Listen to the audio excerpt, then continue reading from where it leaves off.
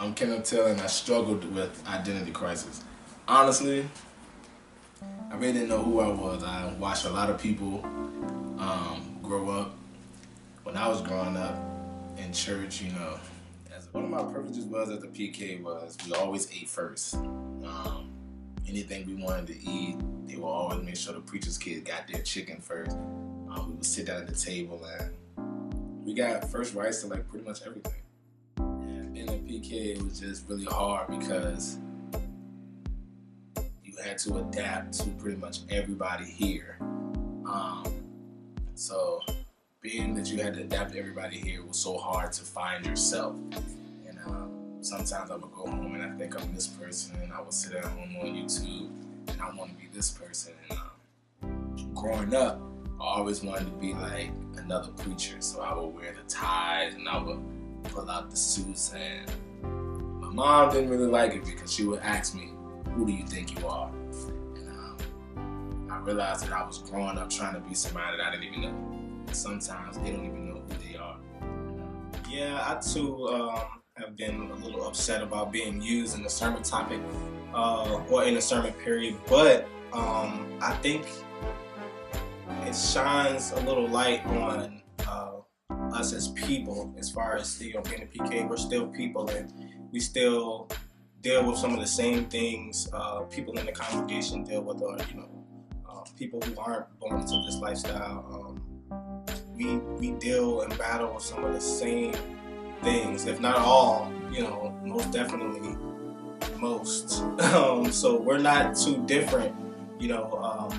Of course, we're raised to a higher standard, but I'll say this, our light should show that you too can get through any situation, any adversity. You can make it through it, just like Jesus showed us the way, and we can make it in this life. PKs are here to show you that as well. Why is it so hard? First of all, God loves us. We hear Him every day. So let's be honest. If God treated us like we treat each other, then we'd just be in a dangerous world. We thought this world was bad now. Trump being the president. What if God really treated us like we treat Him? It's really hard to love people that do you wrong. When you see them every day, you smile when you sit in the car with them, and you know for a fact that in your heart they're hurting you right now, and they have hurt you down through the years, and it's not too much that you can do about it. My dad always told me, love the hell out of a person. You're supposed to love people. That hurts them the worst when you show love to somebody that is really doing you dirty.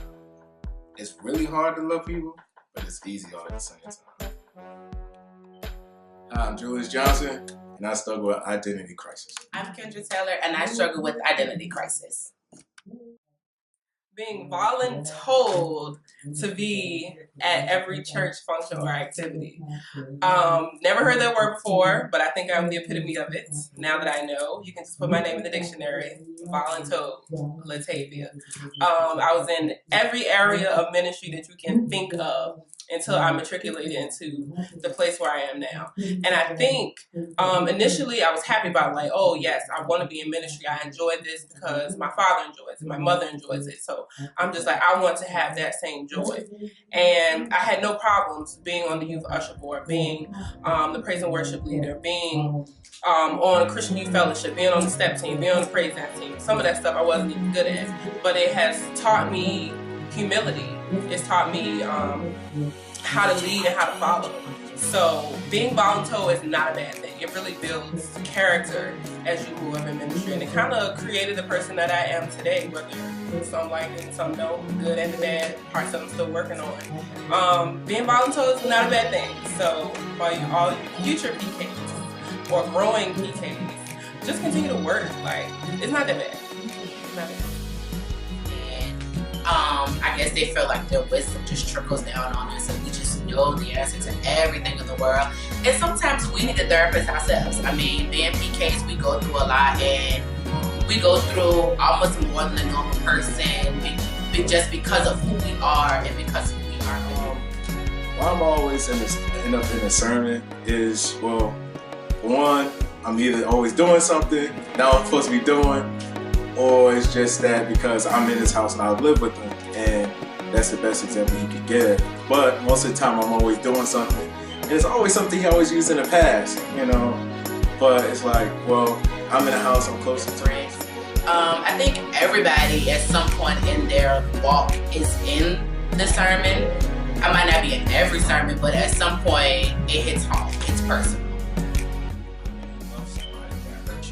It's one of those things that's easier said than done.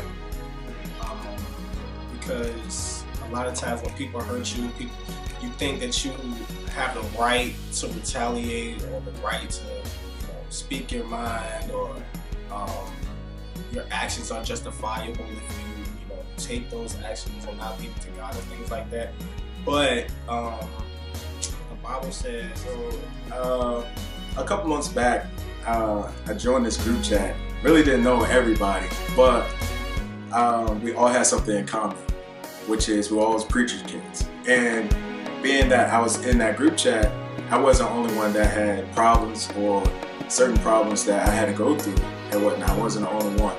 And everybody was helping everybody to get through their problems and opinions. We was always as being a preacher's kid, you was always being opinionated on different things. And it's like, we can't speak about it because, I mean, we're preacher's kids and people don't like us anyway.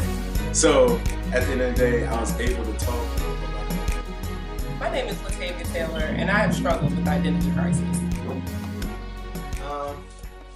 Everything I do. It's hard when you like you're the preacher's kid. You know what I'm saying? It's like your parents and it's you. So pretty much, you smoke a cigarette today, which is Saturday, you're gonna end up in the sermon by Sunday because people are expecting you to be something else. They're expecting you to hold a standard. They're expecting you to lay down the ground rules and be an example to the rest of the people in the church. Just because they do it don't mean it's good enough for you to do it. But everybody around me smoking, everybody around me drinking, but it's you that have to be set apart from everybody else. Why am I always the topic of discussion for sermons? Growing up, I don't think I paid any attention to it. As I got older and realized that I was a PK, it was like, oh, you're the bishop's daughter, but I didn't know that PK was a thing. So it's just kind of like, okay, well, I know he was talking about one of us. Now that I'm older, why am I still topic? Probably because we grew up very fast and we got into some of the same things that other young people get into. And to remain relatable as a leader, our leaders are very transparent, and he didn't mind sharing certain experiences that he dealt with as a parent and what we dealt with as children. Now it's kind of like, okay, because I'm comfortable with my truth. So I'm kind of cool with me at a certain time. My name is Lawrence Taylor, and I too have struggled with identity crisis. You're not weary and well doing.